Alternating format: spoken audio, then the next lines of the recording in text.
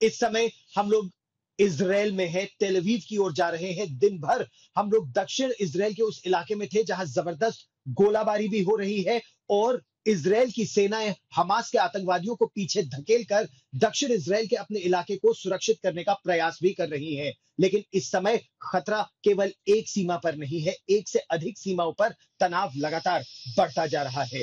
अगले 1 घंटे में हम आपको विस्तार से इजराइल की जमीनी स्थिति के बारे में बताएंगे, लेकिन सबसे पहले देखिए इजराइल ग्राउंड जीरो से ये एक्सक्लूसिव रिपोर्ट। जिस गाजा की जमीन से इजराइल को घुटने पर लाने की हमास के आतंकवादियों ने सोची, उसी हमास की जमीन पर इस्लामिक यूनिवर्सिटी के पास इजराइल के बारूदी जवाब का वीडियो है। जिस गाजा से दहशत की दुनिया में जन्मे हमास ने सोचा कि इजराइल को इजराइल में घुसकर मारेंगे और जीतेंगे, वो इजराइल अब हमास को हमास के ही आतंक का स्वाद चखाने में जुटा हुआ है।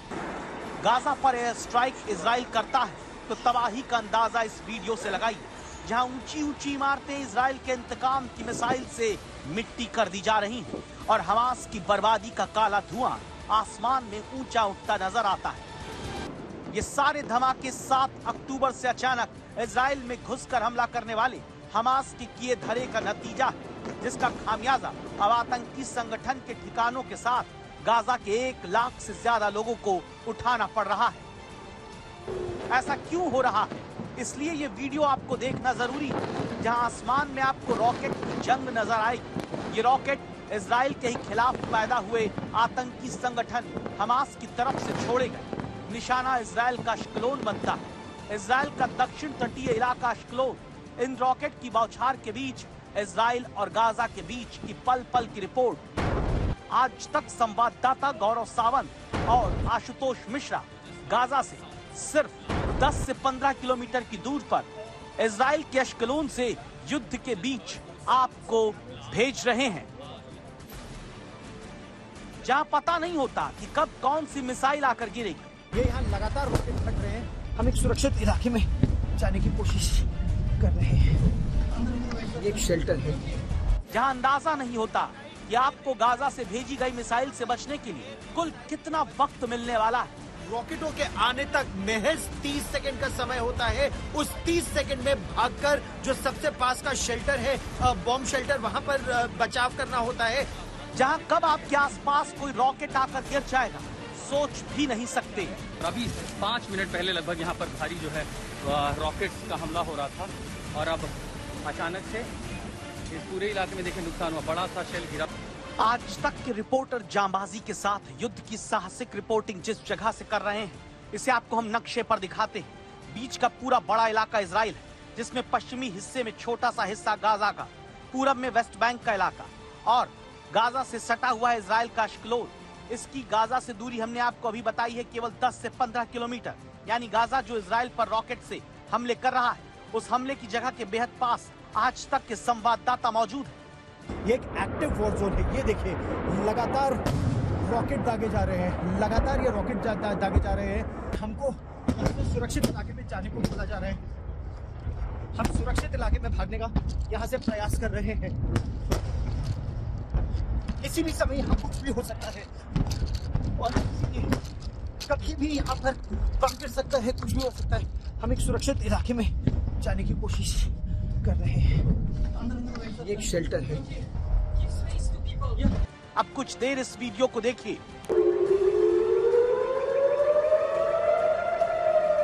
इजराइल में अचानक सायरन बजता है। सायरन बजने के 15 से 20 सेकंड के भीतर गाजा से छोड़ा गया रॉकेट इजराइल में गिरता है। ऐसे एक नहीं सैकड़ों रॉकेट 7 तारीख से लगातार इजराइल की तरफ से आतंकी संगठन हमास की तरफ से छोड़े जा रहे हैं। तब इजराइल के उसी हिस्से से आज तक संवाददाता आशुतोष मिश्रा भी जोखिम के बीच रिपोर्ट करते हैं। फिर से अचानक से हमला हो गया है यहाँ पे अश्कलोन में। भारी भैया देखिए किस तरह के गोले चल रहे हैं, हमारे आ रहे थे, तेज आवाज और पूरा आयरन डोम किस तरह काम करता है। ये देखिए कि कैसे जो है ये किस तरह से धुएं अचानक से हमास मार रहा है और उस तरफ से अचानक से बड़े बड़े गोले आ रहे हैं और ये पूरा इलाका देखिए वहाँ से रॉकेट छोड़ा गया है और भारी अचानक से एयर सायरन मिला और उसके महज 3 सेकंड के भीतर भारी भरकम जो है रॉकेट छोड़े गए। अश्कलोन में हालात बेहद खराब हैं और आज रात भारी रॉकेट से हमले की संभावना है। दावा है कि 3 दिन के भीतर हमास के आतंकी हमले में इजराइल के 800 लोगों की जान जा चुकी है। इजराइल के अश्कलोन से गौरव सावंत के साथ आशुतोष मिश्रा, आज तक। और इस वक्त की बड़ी खबर, इजराइल के लिए खतरा केवल एक सीमा पर नहीं है।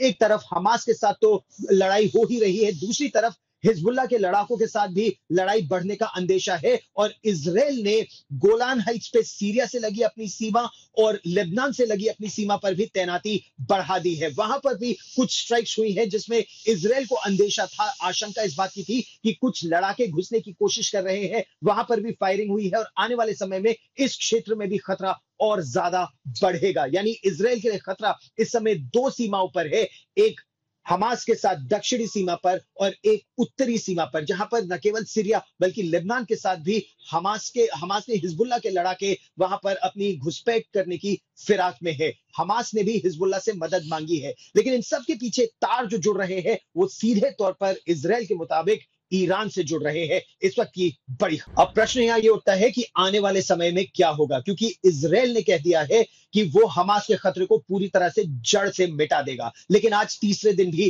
क्योंकि हमास की तरफ से, गाजा पट्टी की तरफ से रॉकेट आते रहे, इसका यह मतलब है कि अभी भी हमास के पास, इजराइल के इतने हमलों के बाद भी हमास के पास वो क्षमता है कि वो काउंटर अटैक कर सके। ऐसे में क्या आने वाले समय में इजराइल अपने ग्राउंड फोर्सेस को, अपने सिपाहियों को एक बार फिर गाजा पट्टी में भेजेगा? और इसीलिए 3 लाख इजरायली सैनिकों को इकट्ठा किया जा रहा है। जितने भी रिजर्विस्ट हैं उन सभी को बुला लिया गया है। यानी आने वाले समय में अगले 48 घंटों से लेकर अगले कुछ हफ्तों तक इस पूरे क्षेत्र में तनाव और ज्यादा बढ़ने की आशंका है। और ऐसी परिस्थिति में ईरान भी चाहता है कि सभी इस्लामिक देश एक साथ आए ताकि इजराइल से मुकाबला किया जा सके।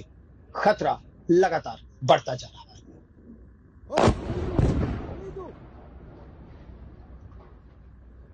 हमास ने जो हमला किया वो पूरा कमांडो स्टाइल हमला किया। इसके लिए हमास के आतंकवादियों को पता ये चला है कि लंबी ट्रेनिंग भी दी गई। जिस तरह से हमास ने भी अभी वीडियो रिलीज किया है कि किस तरह से उसके लड़ाकों ने हैंग ग्लाइडर के जरिए उन्होंने घुसपैठ की और दंदनाते हुए गोलियां चला दी बेगुनाह लोगों पर। एक हमला वो था। फिर बुलडोजर के जरिए कांटेदार तार को, बाढ़ की सीमा की बाढ़ को हटाया, दीवार को हटाया और उसके बाद दंदनाते हुए कई गाड़ियां अंदर घुसी। उनमें न केवल लड़ाके थे बल्कि लड़ाकों के पीछे गाड़ियां ऐसी आई जिनमें गोला बारूद और हथियार था। यानी जब इन लड़ाकों के हथियार खत्म हो गए, गोला बारूद खत्म हो गया, तो उनके पास रिप्लेनिशमेंट उसी समय मौजूद था। फिर समुद्र के जरिए भी इजराइल पर हमला हुआ। 3 तरफ से भीषण हमला, ऐसा हमला जो एक इलाके में नहीं कई इलाकों में हुआ। तो इससे इजराइल को बहुत साफ पता चलता है कि military planning, military grade training के साथ इस ऑपरेशन को अंजाम दिया गया। और इजराइल के लिए खतरा अभी लगातार इसलिए बढ़ता जा रहा है क्योंकि चंद लड़ाकों को तो उन्होंने खत्म कर दिया है, कुछ जगहों पर उन्होंने बमबारी की है, लेकिन जितनी प्लानिंग आतंकवादियों ने की थी, जिस तरह से हजारों रॉकेट दागे कि आयरन डोम सिस्टम बिल्कुल पूरी तरह से ओवरवेल्म हो गया, यानी विफल हो गया। यह दिखाता है कि आतंकवादी या आतंकवादियों के पीछे जो उनके आका है वो इजराइल से 2 कदम आगे थे। 3 दिन से इजराइल और फिलिस्तीन की गाजा पट्टी से युद्ध का सबसे विध्वंसक दौर चल रहा है, जहां इजराइल की एयरफोर्स ने गाजा पर ऐसा हमला बोला जिसके बाद हमास की करतूत का माकूल जवाब आतंक को मिल रहा है। सोमवार को तो 3 घंटे के भीतर 130 टारगेट फिक्स करके इजराइल की एयरफोर्स ने उन्हें गाजा में तबाह कर दिया। ये उसी हमले का वीडियो है जिसमें साफ दिखता है कि गाजा पट्टी का बच पाना कठिन हो चुका है। लेकिन क्या इजराइल हमास के बीच छिड़े युद्ध में ये तबाही आगे रुक पाएगी? शुरुआत गाजा पट्टी की तरफ से। अब इजराइल इंतकाम की आग में धधक रहा है और महायुद्ध इजराइल और फिलिस्तीन के आतंकी संगठन हमास के बीच छिड़ा हुआ है। इस महायुद्ध की शुरुआत हमास की तरफ से होती है।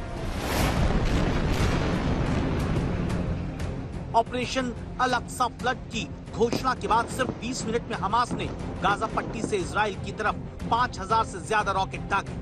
बड़ी बात यह कि इजराइल का सबसे ताकतवर एयर डिफेंस सिस्टम आयरन डोम भी हमास के हमले को रोक नहीं पाया। इजराइल की मशहूर खुफिया एजेंसी मोसाद को इस हमले की भनक तक नहीं लग पाई और इस महायुद्ध में अब तक इजराइल के 800 लोग मारे जा चुके हैं।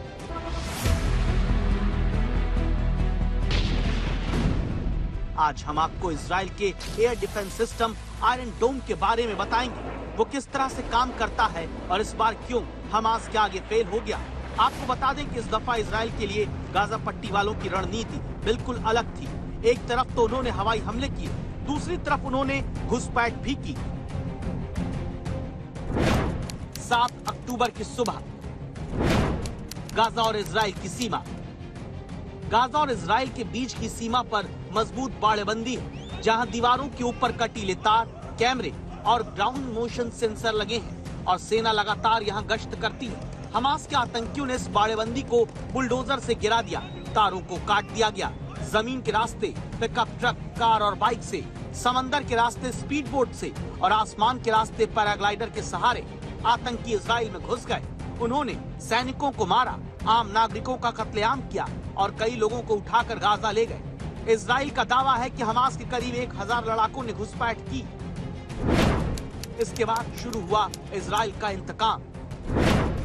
इजराइल और फिलिस्तीन के बीच महायुद्ध।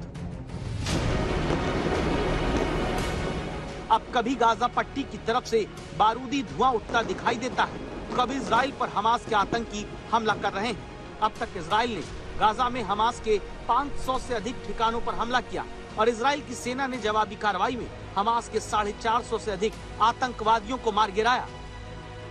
इजराइल वायुसेना ने सोमवार को भी हमास के उन ठिकानों पर टारगेट फिक्स किया जहां हमास के आतंकी लीडर रहते हैं। इजराइल के हवाई हमलों ने गाजा के सबसे भीड़भाड़ वाले शिविरों में से एक जवालिया शिविर को भी निशाना बनाया। इस हमले में 50 से ज्यादा लोग मारे गए और इस महायुद्ध के बीच आज तक की टीम भी इजराइल पहुंच चुकी है। वहां से आपको आंखों देखी रिपोर्ट दे रही है।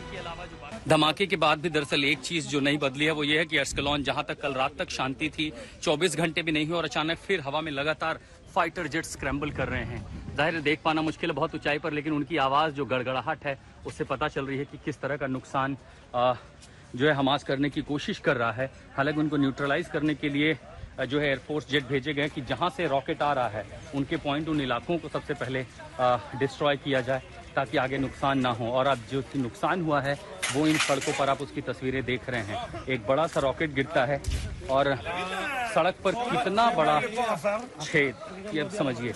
इससे आप रॉकेट की जो ताकत है उसका अंदाजा लगा सकते हैं कि कितना बड़ा छेद इस रॉकेट ने यहाँ पर किया है। यहाँ रॉकेट गिरा और इसके आसपास जो कुछ भी था सब कुछ धमाके का शिकार हो गया। हालांकि कोशिश की जा रही है कि किस तरह का नुकसान ना हो। लोग, क्योंकि सायरन बज गया था तो लोगों को आदत है वो अपने घरों में सुरक्षित बंकरों में चले गए थे। जो दंपत्ति आसपास के इलाकों में अब इनको खाली कराया जा रहा है। अभी भी अश्कलोन में भी जंग लगातार जारी है। इजरायली रक्षा मंत्री योव गैलेंट एक वीडियो मैसेज जारी करते हैं और गाजा पट्टी की पूर्ण घेराबंदी का ऐलान करते हैं। उन्होंने कहा कि बिजली, भोजन, पानी, गैस सब बंद है। इजराइल की सेना ने हमास के नौसैनिक बल के मुख्यालय को भी तबाह कर दिया। साथ ही कई अहम इमारतों को इजरायली सेना ने टारगेट किया।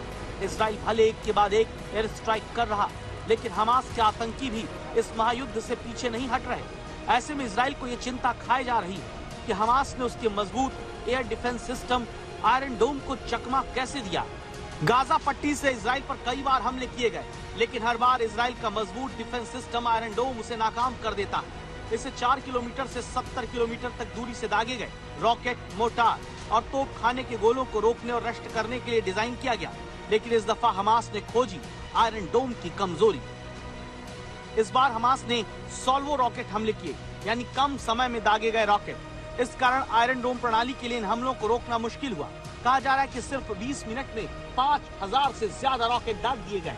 रॉकेट कम दूरी के थे, जब तक सिस्टम जवाबी हमले करता तब तक तबाही मच चुकी थी। हमास लगातार रॉकेट तकनीक विकसित कर रहा है, इसकी मारक क्षमता भी बढ़ाई है।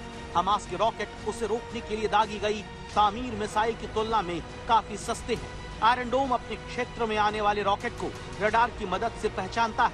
रडार में आने के बाद इसमें लगे इंटरसेप्टर खुद से उस पर धावा बोल देते हैं। इजराइल की खुफिया एजेंसी मोसाद भी हैरान है कि आखिर फिलिस्तीन के गाजा पट्टी वाले हमास के आतंकियों ने उसे कैसे चकमा दिया। नतीजा, इजराइल के 800 लोगों की जान अब तक जा चुकी है और इंतकाम की आग में झुलस रहे इजराइल ने जवाबी हमले में हमास के 500 आतंकियों को ढेर किया है। इजराइल के अश्कलोन से गौरव सावंत के साथ आशुतोष मिश्रा, आज तक।